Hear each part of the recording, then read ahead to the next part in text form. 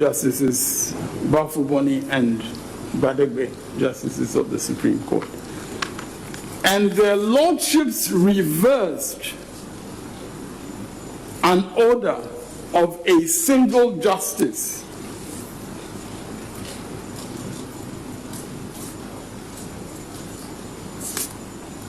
and in reversing that order, their lordships made reference to the terms of this Evidence Act. And Justice Badegbe, whose decision was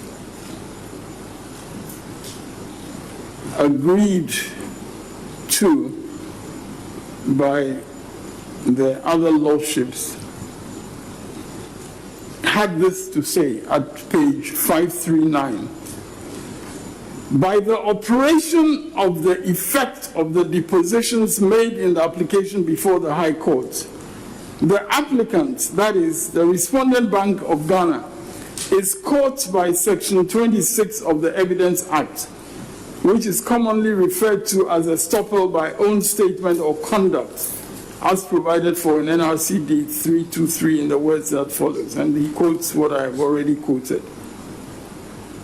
And continues, since the said paragraphs 6 and 7 give rise to a conclusive presumption within the scope of Section 24(1) of the Evidence Act 1975, NRCD 323, the court which heard the application for leave to adduce further evidence ought to have come to the conclusion that the facts in respect of which leave was sought for evidence thereon to be led in the appeal had long been available to the applicant Bank of Ghana since the making of the application to set aside default judgment in the matter on 18th July 2012. And then they proceed to quote, Justice Badegbe proceeds to quote Section 24 and then says, further, in our view, as the application to the trial court was prior in making to that made to the Supreme Court for the purpose of obtaining leave to adduce further evidence in the appeal hearing, the inconsistency between the two depositions must adversely affect the credit to be placed on the subsequent deposition, and so on. So, my Lord, the point that I'm making respectfully is that in this decision of the Supreme Court, your lordships determined that statements in an affidavit that had been filed in respect of these proceedings established a conclusive presumption which could not justify exercising a discretion to grant leave to adduce evidence. Now, in this case, we're saying by parity of reasoning that we have a situation where the chairperson of the first respondent has in affidavits made clear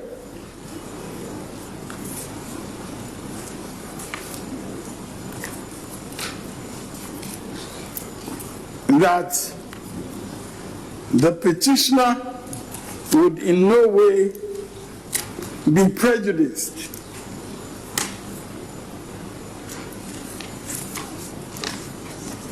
because the questions that the petitioner sought to have in interrogatories, those questions could be the subject matter of cross-examination. And my lords, obviously by that time, she had filed a witness statement, and she clearly intended and expressed that intention to testify. And my lords will see that in the statement of case of the first respondent, the statement of case filed by first respondent in opposition to the application for review. And that is one of the attachments to our application. And I believe that it is marked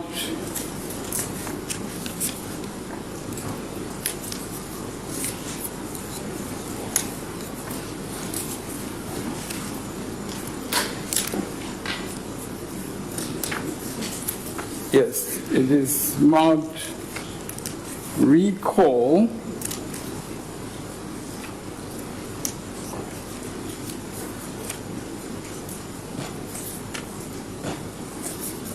Chikata. Yes, Mr. Chikata. yes, my lady. Kindly clarify something for me. Yes, my lady. You want to reopen your case for the first respondent to testify as your witness? My Lord, not the first respondent.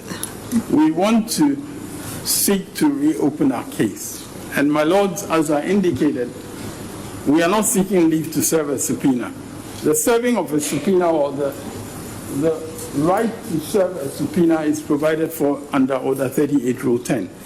The person that we intend to serve the respondent, to serve the subpoena on, is the chairperson of the Electoral Commission, the returning officer. That person is not the same as the first respondent, evidently. But that is the person that we intend to serve the subpoena on. It's not on the first respondent. All right, so she is coming to testify in what capacity? She's coming to testify on the basis of the subpoena. But you She's said... coming to testify on the basis of the subpoena because she's a public official. Milady well knows that subpoenas are very often used in the context where, for instance, a public official who may not wish to be identified as testifying, so to speak, as a witness of one party or the other, but who can be subpoenaed so that in their independent capacity, they can bring to the court matters which are relevant to the determination that the court is making. Subpoenas are generally set. I asked this question because of your paragraph.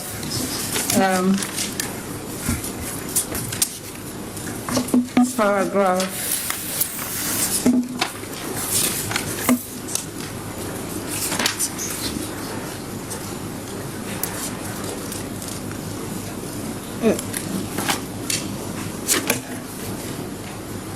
15. 15. Yes. 1-5. Yes. Yes. He said, as a result of the ruling of the court of Thursday, 11th February, it has become necessary, I'm advised and verily believe that my counsel use the subpoena powers of the court under Order 38 Rule 10 of CI 47 to compel the attendance of the chairperson of first respondent to appear and testify. So you subpoena her to come and testify in what capacity? As a witness. Of the first petitioner. I'm not sure in what capacity. She's a witness. Witness of who? The court or the petitioner? No, she's our witness, but as the evidence law allows, she is treated as an adverse witness, what in common law was referred to as a hostile witness. You want to treat her as a hostile witness? If assuming your application is granted, you intend to treat her as a hostile? Yes, that is what we're saying, naturally. And my Lord, respectfully, at this stage, her status as a hostile witness, adverse witness under the Evidence Act, at this stage, that is not an issue before you. No. So it's totally an issue, you see, because we have to exercise our discretion to grant or refuse your application. And we can only exercise our discretion on extremely appropriate grounds. We need to know what she's coming to do, whose witness is she going to be? And My lords, the capacity is important. she is coming as a witness of the petitioner described in the evidence laws of Ghana as an adverse witness, and in common law described as a hostile witness. That is the capacity in which she is coming.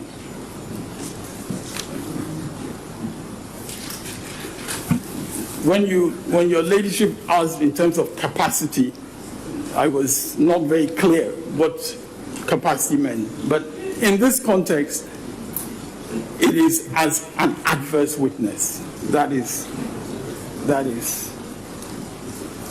the capacity under the laws. And my lords, I was also alluding to the statement of case of the first respondent, in which, and that is exhibited to our affidavit as part of Recall 1, and it's exhibited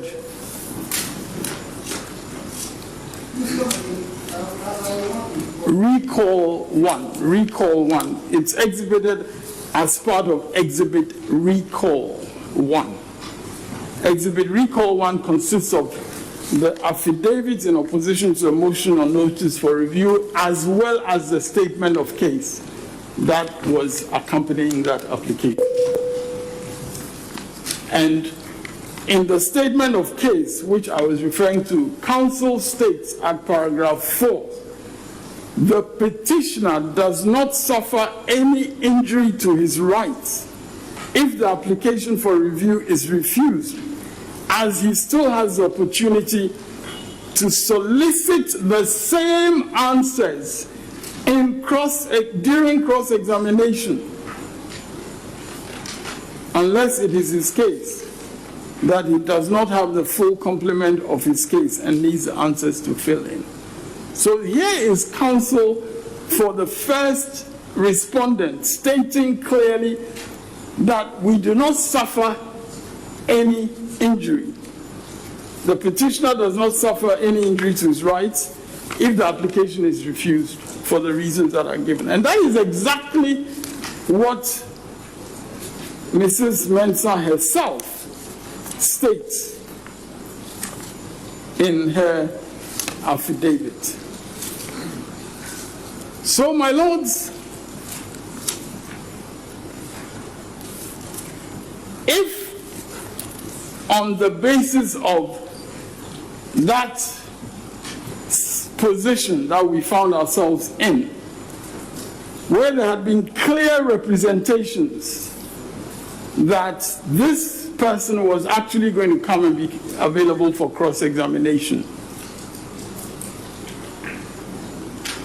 it was within our rights to rely on that representation, which has, even under the terms of Section 26 and Section 24 of the Evidence Act, been determined to be a matter of conclusive presumption. And my lords, the reason I sought to separate this stage, where we are simply applying for leave to reopen our case, from the stage of the subpoena, and your ladyship is entirely right that you do want us to be candid with you about why we are going to subpoena her, so that you can exercise your discretion appropriately, and I fully understand that. But the distinction that I wish to make, just for the sake of clarity, is that once, if your lordships grant us leave, and we filed a subpoena, which is then served on her, that is not the end of the matter, because it is still open to her, for instance, whether for human rights or any other reason, to make an application to the court and say, I should not have to come and be cross-examined or be treated as an adverse witness. She would do that by invoking a witness privilege of some sort.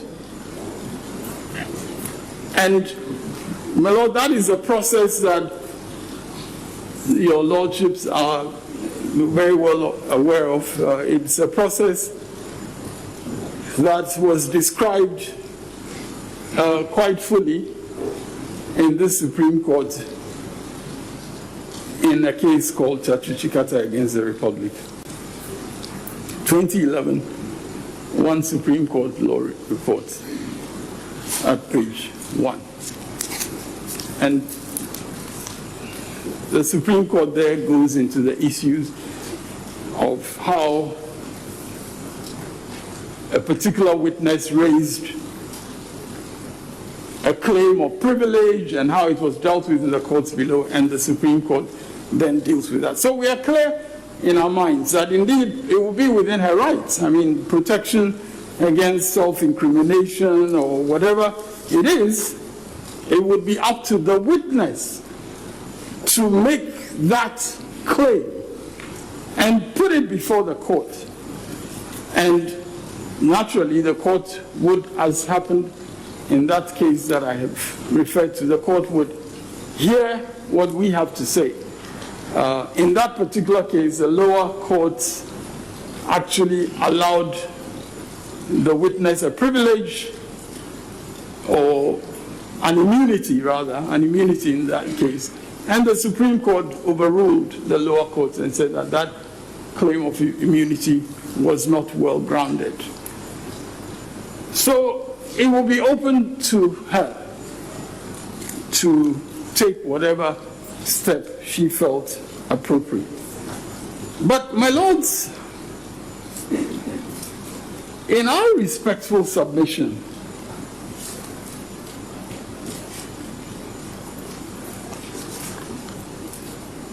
this is a witness who in fact has every reason to accept a subpoena and to come and testify in order to vindicate herself and her role. This is a witness who has every reason to do that. Of course, it's her judgment as to what steps she takes, but I wish to submit respectfully that this is a witness who has every reason to vindicate her role and her office by coming to testify in these proceedings.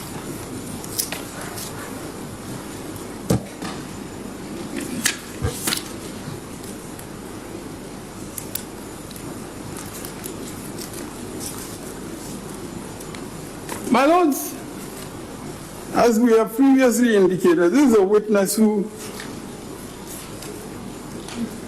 gave glory to God for what she was doing. And appropriately, in our view, it would honor that God that she gave glory to in making her purported declaration, if she would come forward as a witness of truth. Yes, the application. My Lord, the statement I'm making is I would honor that God if she would come forward as a witness of truth. But Mr. Chikata, you know the exercise has a purpose. Everything we do in court must have a purpose. Yes, and excuse me please, must have a foundation and must have a premise, must have a purpose, must have an objective. Yeah. So our only interest, and now when you talk about speaking the truth, etc., totally at large, our interest is the focus direction. And what is your focus direction?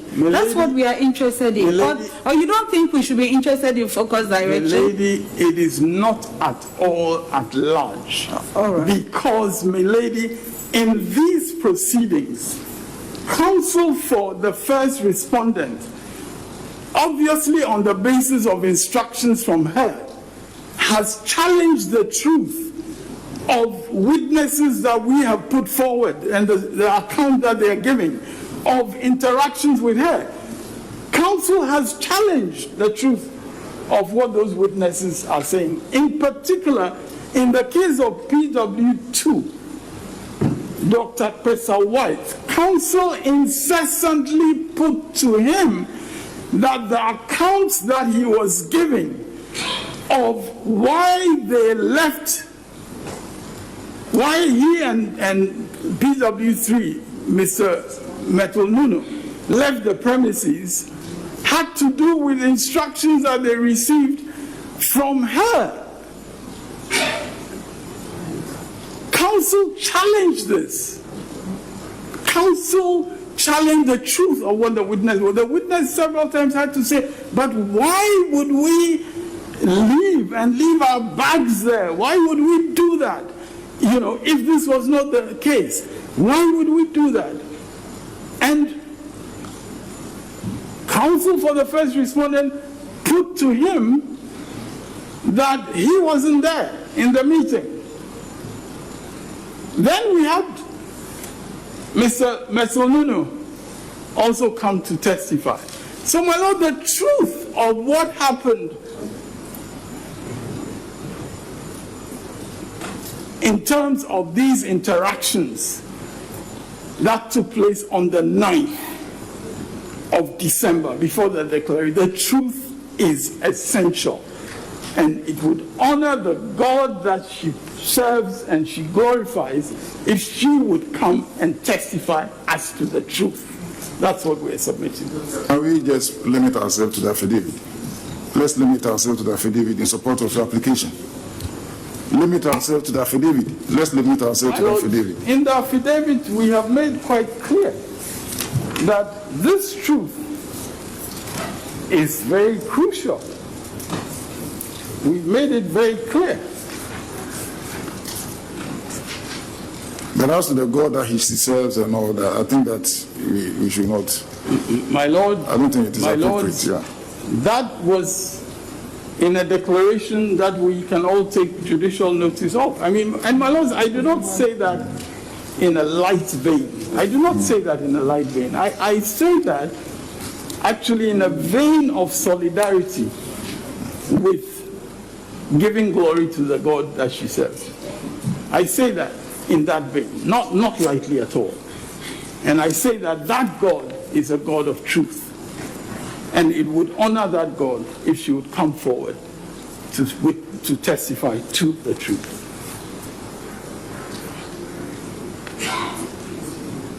And my lords, in the affidavit, in paragraph 21,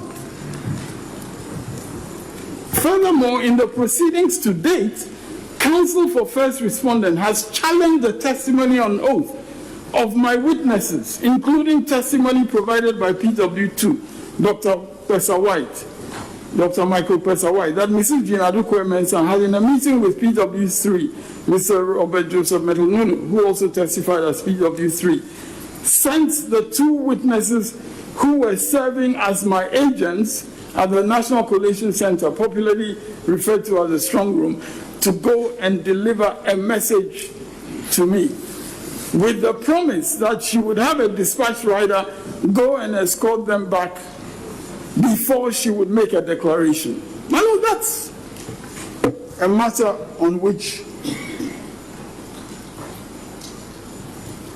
that's a matter on which hearing her address the truth of that is important, because as the affidavit goes on to say in paragraphs 22 and 23, counsel could only challenge the witness's testimony. I want the specific paragraphs you are. Paragraph 21, and then now I'm moving to paragraphs 22 and 23. I thought you stated earlier that the process should be divided into two, and that at this stage we are really dealing with whether the petitioner should be granted leave to reopen his case. I think it would be advisable if we stick to that one. If that is granted, then we could deal with the issue of subpoena and the truth and all of that. So I think it would help if we stick with the distinction that you yourself drew earlier. My and that Lord, we should limit this to whether or not you should be granted leave to reopen your case. My lords, I am grateful for that indication. Suffice it to say that I moved a little bit beyond that premise because of the issue of the discretion, the basis on which your lordship will exercise the discretion. And so we have, in all candor, to put before you what we are going to do if you grant us a leave. That's the only reason. And then when the issue of... I think that's sufficient. Very well, very well. My lords, we will be guided by... And I mean, I'm pleased to see that your lordships agree with the distinction that I made in the first instance. Because, my lord, indeed, my respectful submission is that at this stage, there is a sufficient basis from the circumstances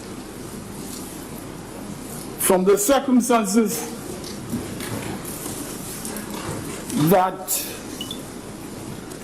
arose on, I believe, the 9th of February when we closed our case.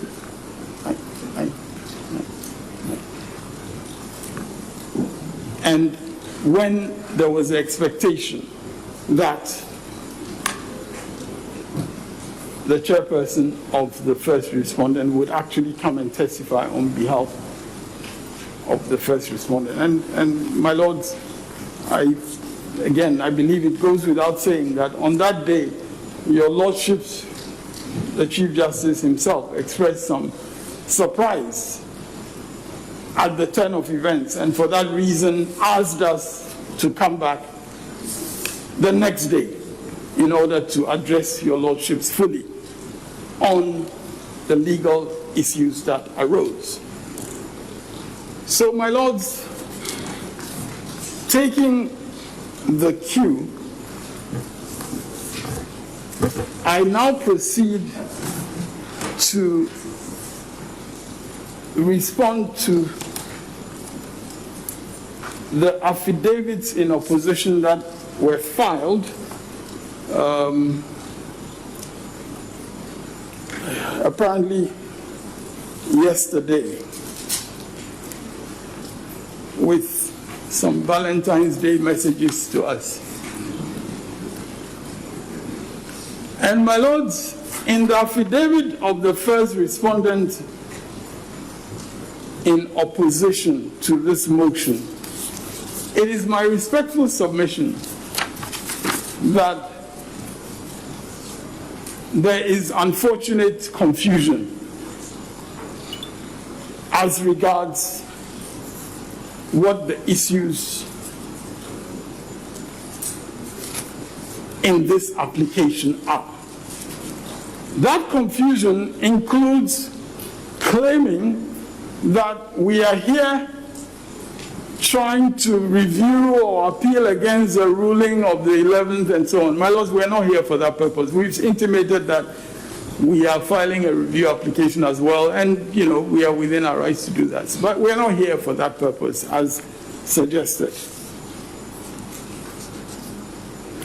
And there are various claims which I do not wish to go into, because claims about vested rights which your lordships pronounced on and so on, which, frankly, are wrong. Your lordship did not, to my hearing, talk about vested rights, and I've gone over the ruling several times. But, my lord, the most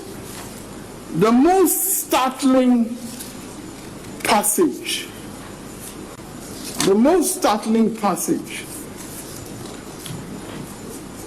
in this affidavit in opposition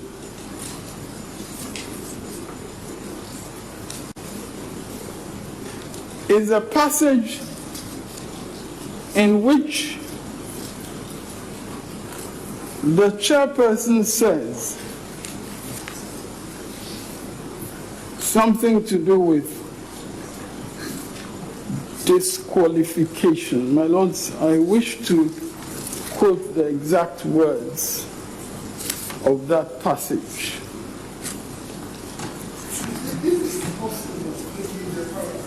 Yes, that's what I want to refer. That's what I wish to refer to.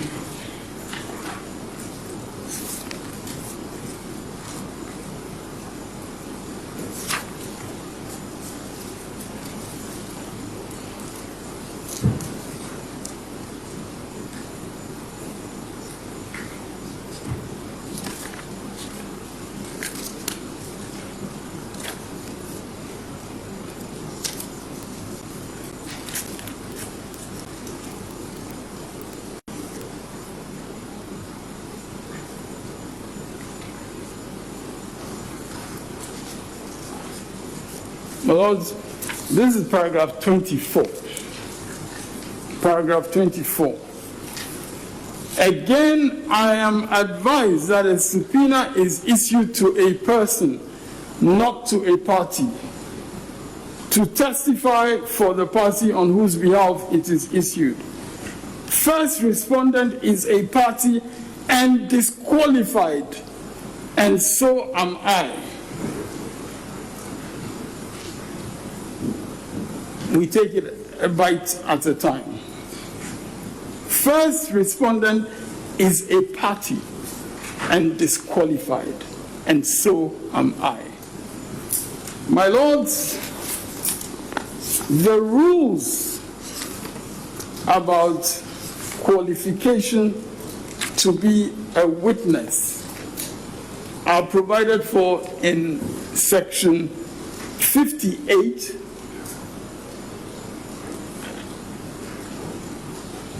of the Evidence Act, as well as section 59. Section 58 reads quite simply, except as otherwise provided by this decree, every person is competent to be a witness, and no person is disqualified from testifying to any matter. My lords, I shudder to think where she got her disqualification from testifying as a witness from.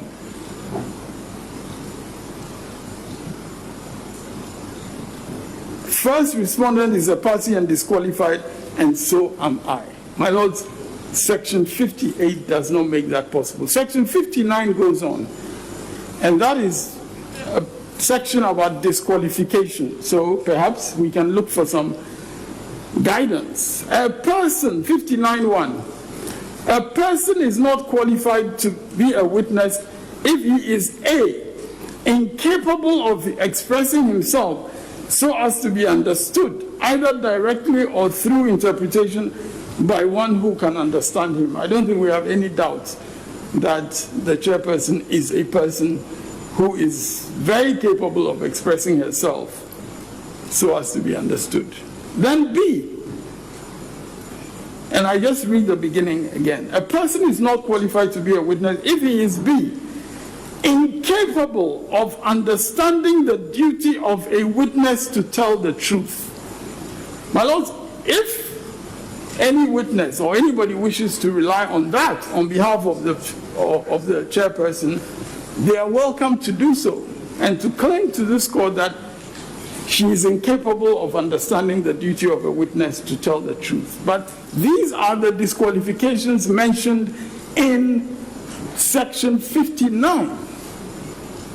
The final one, which is 59.2, a child or a person of unsound mind is competent to be a witness unless he is disqualified by subsection 1 of this section. So even a child is competent to be a witness unless disqualified under those provisions. So, my lords, I cannot imagine what this basis of disqualification that is so brazenly thrown in our face in paragraph 24 is about. And it goes on even more remarkably. A person subpoenaed is punishable by committal. What does that mean? I subpoenaed, a person who is subpoenaed is not punishable just by being subpoenaed unless they don't tell the truth. If they don't tell the truth, then of course they may face some consequences. And then finally, I'm advised that the decision of this court renders the proposed subpoena irrelevant. My lords, with the greatest respect,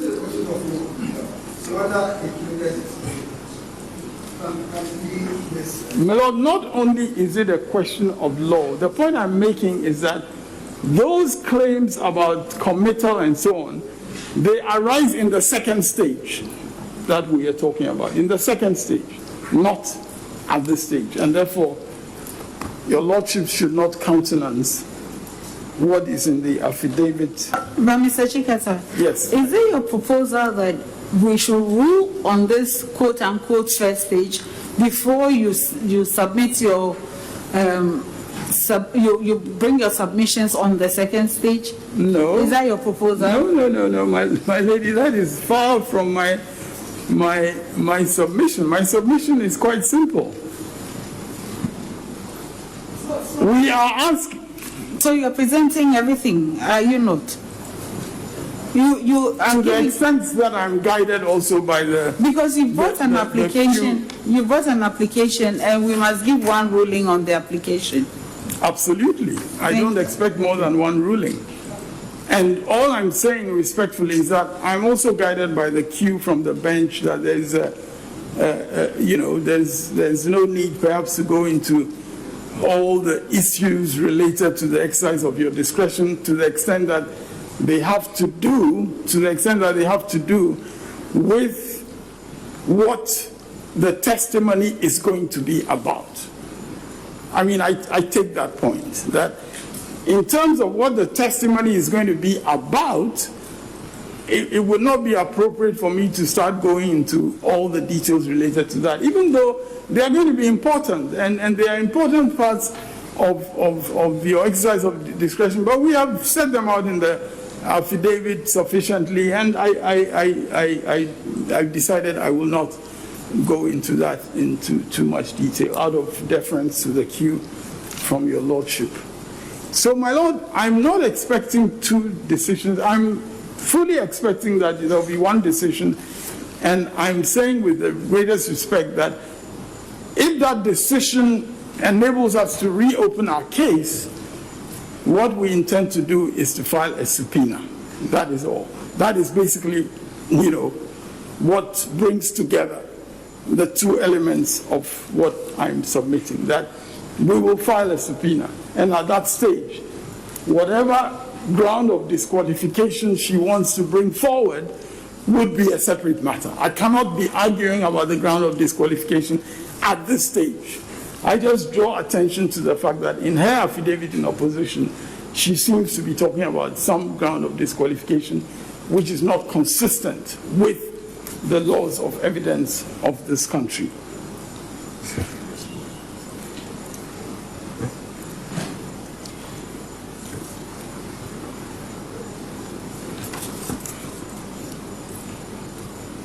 Now, before moving on to the affidavit in opposition filed by the second respondent, I am bound to draw your lordship's attention again to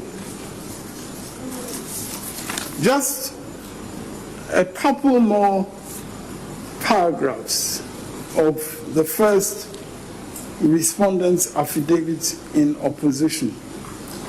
That's paragraph 23, where she says, I'm opposed to the petitioner being granted leave by this honorable court to reopen a case that he closed of his own volition and without compulsion. I'm advised that even if this court grants leave for the petitioner to reopen his case, it ought not cause a subpoena to issue against me because a subpoena is issued with coercive effect. Again, this is a total misapprehension of the operation of Order 38 Rule 10, because We are not asking you to cause a subpoena to be issued against her. That's not what we are here for, as I've stated quite clearly. All we are here for is to ask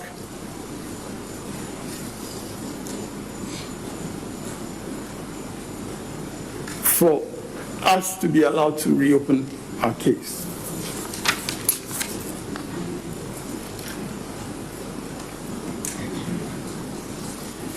And my lords,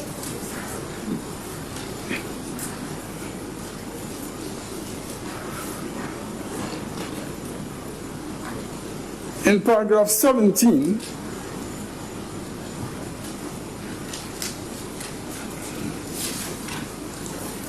the chairperson says, the petitioner entered into the contest herein, believing that he would testify if need be. It became clear too soon that the petitioner's case drifted into departures from the strong room by the petitioner's agent of his own volition, and grievances that I had served tea without biscuits to the petitioner's agent who had left the strong room to be in my secretariat. Well, look, I mean, the evidence in question came from cross-examination by counsel for the respondent. And to talk about grievances of being served tea without, my lords, respectfully, that is such a lack of truthfulness in terms of how the evidence came in. PW3 did not express a grievance that he had only been served tea and not biscuits. PW3 did not express a grievance. He was asked a question and he answered very truthfully. Yes, I was served tea, but there were no. I mean, but my lord, for the chairperson to descend into such triviality, which was brought on by cross-examination of her own counsel, that just shows the depths to which she has sunk